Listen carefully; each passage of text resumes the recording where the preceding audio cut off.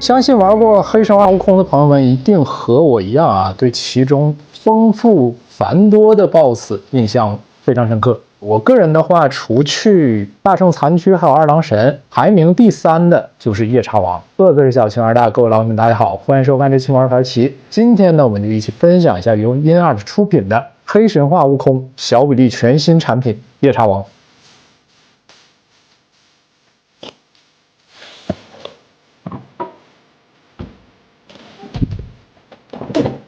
外包部分的话，自然还是这种黑白两色的搭配啊。正前方峰会的话，会有一个比较有张力且抽象的夜叉王的造型啊，能看到它挥出这个臂刃啊，带起一个这种巨大的弧形，挺夸张的啊。相比于其他的这个黑猴的系列产品，这个还是比较丰富的一个包装了，我感觉。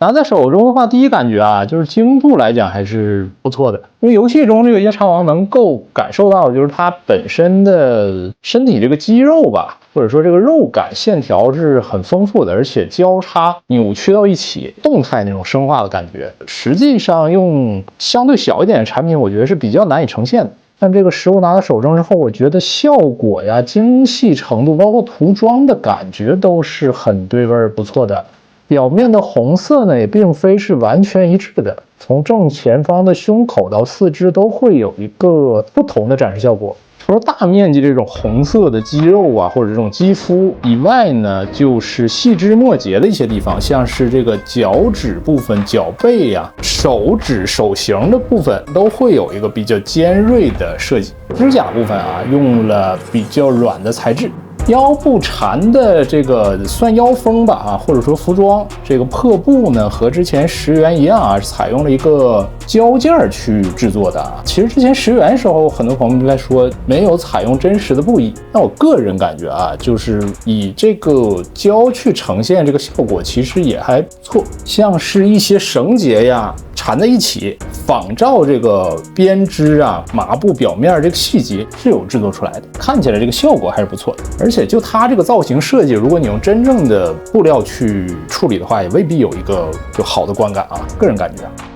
除了身体部分呢，比较重要就是头部。直观去看的话，精度同样和全身保持了高度的一致性，血骷髅的一个形象，竖起2个夜叉这种犄角，这个尖的角啊是带有一定韧性，并非那种胶件，所以玩的时候一定要注意不要用力的给它捏到。牙齿部分处理的要比身体的肌肉线条还要更加精细啊。后面这个灰白的长发呢是采用胶件啊，这种软胶能做到这个精细程度来讲，我个人觉得是不错的。好处呢就是很软，可以为它的这个可动提供一定的避让，而且这种分件的设计呢，也是保障了它的这个精细的制作。缺点呢，就是和头盖这个部分啊，会有一个交界，但是它用这种红色的涂装去做了一定的过渡。就整体而言，我觉得这个形象上还是令我很满意的啊。它的这个造型很多地方都是不规则的，包括全身这种佝偻的一个体态，极不协调这种比例呈现的这个效果，我觉得还是可以的，是不输于同系列的其他产品的。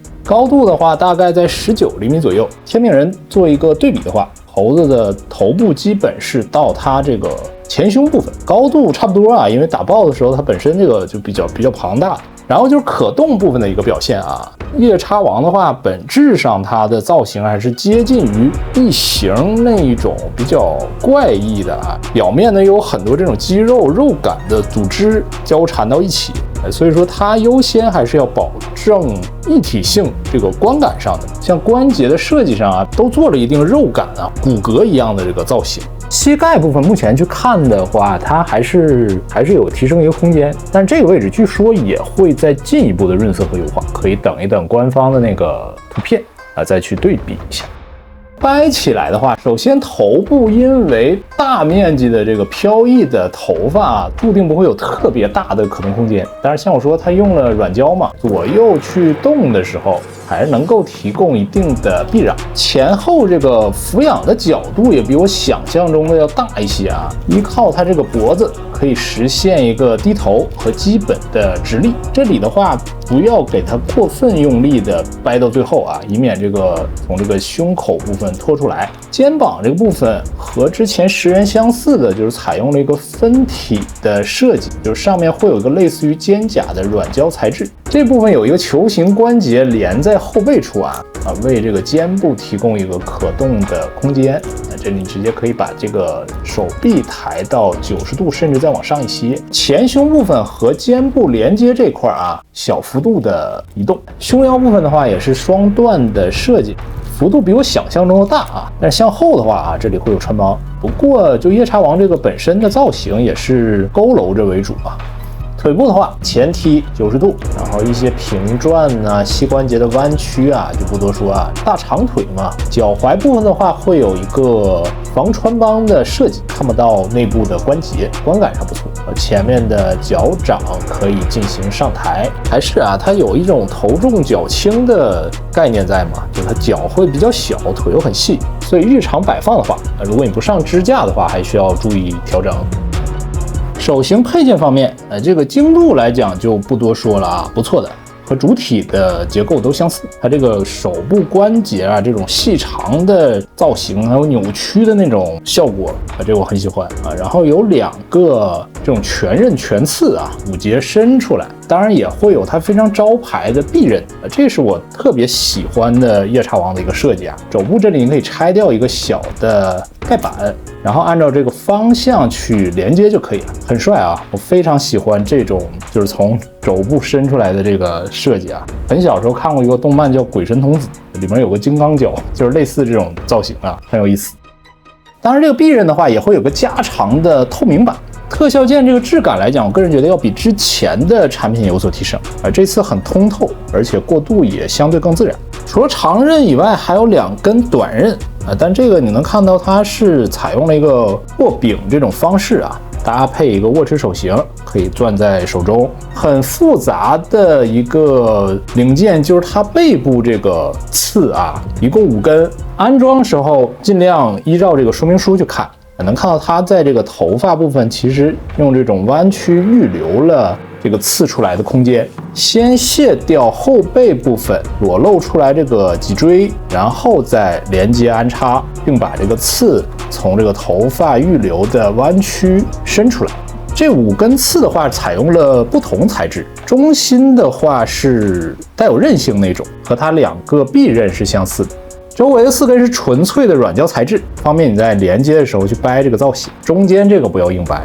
四周这个都是软软的。连接好之后，这个效果还是很不错的而且你要把所有的尖刺都放到一起的话造型还是很夸张，甚至有一点那个出号机暴走之后，有好多翅膀向上冲的那种感觉